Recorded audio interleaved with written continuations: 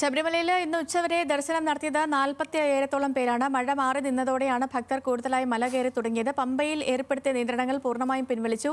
P K. Sareesh ഉണ്ട് സന്നിധാനത്ത് നിന്ന്. സരീഷ്, മഴയൊക്കെ മാറി മാനം തെളിഞ്ഞു. തീർത്ഥാടകരുടെ എണ്ണത്തിൽ വർധനവുണ്ടെന്ന് കരുതുന്നു. അതുമായി ബന്ധപ്പെട്ടുള്ള വിവരങ്ങൾ വേണം. ഒപ്പം തന്നെ മലയാളി തീർത്ഥാടകരുടെ വരവ് കൂടിയിട്ടുണ്ടോ?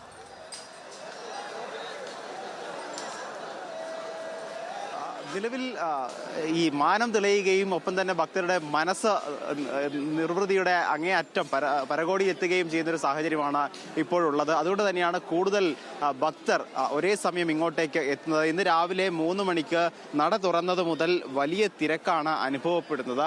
ഇപ്പോൾ നട അടച്ചിരിക്കുകയാണ്. 12:30 ഉച്ചപൂജ കഴിഞ്ഞ് നട അടയ്ക്കുന്ന സമയമാണ്.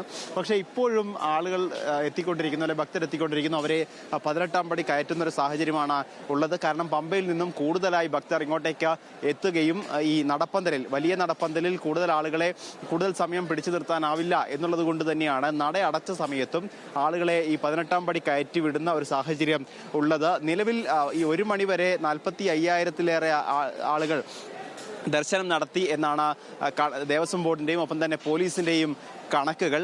അതിനപ്പുറത്തേക്ക് കൂടുതൽ ആളുകൾ ഒരേ സമയം എത്തുന്നുണ്ട്. നിലവിൽ പുല്ലുമേടും ഒപ്പം തന്നെ പരമ്പരാഗത കാനനപാതയായ കരിമല ഉൾപ്പെടെയുള്ള, അതായത് എരുമേലി മുതൽ പമ്പ വരെയുള്ള കാനനപാതയിലൂടെയും നിലവിൽ ആളുകളെ പ്രവേശിപ്പിച്ചു തുടങ്ങിയിട്ടില്ല. ഒരുപക്ഷെ അതുകൊണ്ടുകൂടിയാകണം കൂടുതൽ ആളുകൾ ഒരേ സമയത്തേക്ക് ഇങ്ങോട്ടേക്ക് എത്തുന്നത്. കാരണം സാധാരണഗതിയിൽ എരുമേലിയിൽ എത്തി അവിടെ വാവര് നടയിൽ തൊഴുത് പിന്നീട് കാനനപാതയിലൂടെ നടന്ന് ഒരു ദിവസത്തിന് ശേഷം മാത്രമാണ് ആളുകൾ പമ്പയിലേക്ക് എത്തുന്നതും അവിടെ നിന്നും ഇങ്ങോട്ടേക്ക് നീലിമല കയറുന്നതും. പക്ഷേ 2 ദിവസം മഴയൊക്കെ മാറിയതോടുകൂടി തന്നെ സന്നിധാനത്തെ തീർത്ഥാടകരുടെ എണ്ണത്തിൽ വർധനവുണ്ടായിട്ടുണ്ട്.